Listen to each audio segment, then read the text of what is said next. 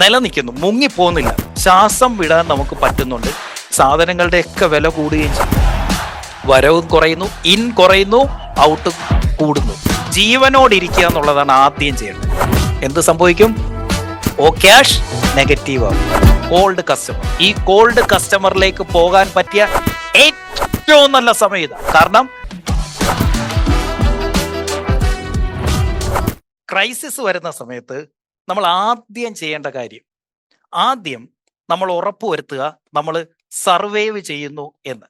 Survive, നമ്മൾ നിലനിൽക്കുന്നു, മുങ്ങിപ്പോകുന്നില്ല, ശ്വാസം വിടാൻ നമുക്ക് പറ്റുന്നുണ്ട്, ജീവനോടിരിക്കുക എന്നുള്ളതാണ് ആദ്യം ചെയ്യേണ്ടത്. മിസൈൽ വരുമ്പോൾ ആദ്യം മെസ്സേജ് വരുന്ന ഏതെങ്കിലും ബിൽഡിങ്ങിൻ്റെ അകത്ത് കയറി ഒളിച്ചോ എന്നാ പറയുന്നത്. കൂര ഉള്ളിടത്ത് കയറി നിൽക്കാനാ പറയുന്നത്.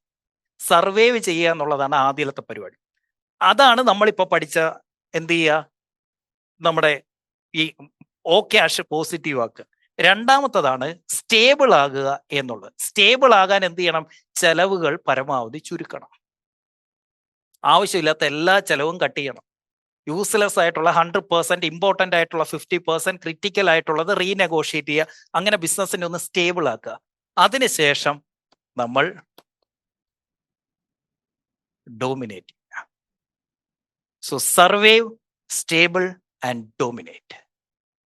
സോ ഫെബ്രുവരി 28 തൊട്ട് മാർച്ച് 28 ആയപ്പോൾ നമുക്ക് മനസ്സിലായി, ഓക്കെ, ഇതാണ് സംഭവിക്കാൻ പോകുന്നത്. നമുക്കിപ്പോൾ കാര്യങ്ങൾ ഏകദേശം മനസ്സിലായിട്ടുണ്ട്. സോ 2026 പോയി എന്ന് വിചാരിച്ച് തന്നെ വേണം ബിസിനസ്സിലേക്ക് ഇറങ്ങാൻ. പറഞ്ഞ് മനസ്സിലായോ? 2026 നമ്മൾ ഉദ്ദേശിച്ചതെല്ലാം നമ്മൾ പ്ലാൻ ചെയ്ത പോലെ നടക്കില്ല എന്ന് ഉറപ്പാക്കിക്കൊണ്ട് വേണം ഇറങ്ങാൻ. അതിനു വേണ്ടി, അത് നെഗറ്റീവായിട്ടല്ല പറയുന്നത്, അത്രയും പ്രിപ്പയർഡ് ആകണം എന്നാ പറഞ്ഞു വന്നേ. അടുത്ത 8 മാസത്തേക്ക് ഇതിങ്ങനൊക്കെ തന്നെ ആയിരിക്കും എന്ന് കരുതിക്കും. ഈവൻ ഇഫ് ഇപ്പം യുദ്ധം പിൻവലിച്ചാലും നിർത്തിയാലും ഈ ക്രൈസിസ് അത് നീണ്ടു നിൽക്കും. ഈ ഒരു വർഷം എടുക്കും ഇതൊന്ന് ഈ ഓളം, ഈ ആ ഒലച്ചിലൊന്ന് സ്റ്റേബിൾ ആവാൻ, ഈ മാർക്കറ്റ് ഒന്ന് സ്റ്റഡി ആകാൻ. കാരണം ടൂറിസ്റ്റുകൾ വരില്ല, റിയൽ എസ്റ്റേറ്റ് ഡൗൺ ആവും, മേജർ തിങ്ങാ, മേജർ ക്യാഷ് ഫ്ലോയാ, അതില്ലാതാവും. അതില്ലാതെ വരുമ്പോൾ, എന്നാൽ അപ്പുറത്തെ സൈഡിലോ ഗ്യാസിന്റെയും പെട്രോളിന്റെയും സാധനങ്ങളുടെ ഒക്കെ വില കൂടുകയും ചെയ്യും. വരവും കുറയുന്നു, ഇൻ കുറയുന്നു, ഔട്ട് കൂടുന്നു. എന്ത് സംഭവിക്കും? ഓ ക്യാഷ് നെഗറ്റീവ് ആകും. ഈ ഓ ക്യാഷ് പോസിറ്റീവ് ആകണമെങ്കിൽ പ്രീമിയത്തിൽ എക്സിസ്റ്റിംഗ് കസ്റ്റമറിൽ നിന്ന്, റെഫറലിൽ നിന്ന് കൂടുതൽ സെയിൽ എടുക്കുകയും ആവശ്യമില്ലാത്ത ചെലവുകൾ കുറയ്ക്കുകയും ചെയ്ത് ഓ ക്യാഷ് പോസിറ്റീവായിട്ട് നിലനിർത്തുക എന്ന് മാത്രം ചെയ്താൽ മതി. Just sustain. ഇനി അതല്ല, നിങ്ങളുടെ കയ്യിൽ ഇനഫ് റിസർവ് ഒക്കെ ഉണ്ട് എന്നുണ്ടെങ്കിൽ this is the time for you to dominate. ഏത്? Hot customer, warm customer, cold customer. ഈ കോൾഡ് കസ്റ്റമറിലേക്ക് പോകാൻ പറ്റിയ ഏറ്റവും നല്ല സമയം ഇതാ. കാരണം ബാക്കി എല്ലാവരും ഇപ്പം SEO നിർത്തും. അതുകൊണ്ട് തന്നെ പല കീവേഡ്സും നമുക്കിനി ഫ്രീ ആയിരിക്കും. പല രീതിയിലുള്ള മാർക്കറ്റിംഗ്, ഇപ്പം ഫേസ്ബുക്കിൽ ആഡ് കുറയും, ഇൻസ്റ്റയിൽ ആഡ് കുറയും, ഗൂഗിൾ ആഡ്സ് കുറയും, ബാക്കിയുള്ളവർ ചെയ്യാതെ വരും. അപ്പം നമ്മളുടെ ആഡിന് കൂടുതൽ റീച്ച് കിട്ടും.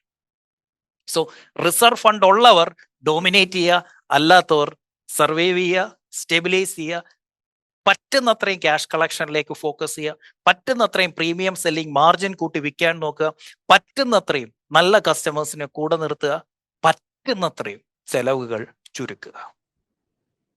നിങ്ങൾ ഒരു പക്ഷെങ്കിൽ ആദ്യമായിട്ടായിരിക്കും ഈ O cash, I cash, F cash എന്ന് പറയുന്നതിൻ്റെ ഡിഫറൻസിയേഷനും ഈ കാര്യങ്ങളും കേൾക്കുന്നത്. ഞാൻ വീണ്ടും പറയും, ഓ ക്യാഷ്, ക്യാഷ് കളക്ഷൻ, അതായിരിക്കണം നമ്മുടെ ബിസിനസ്.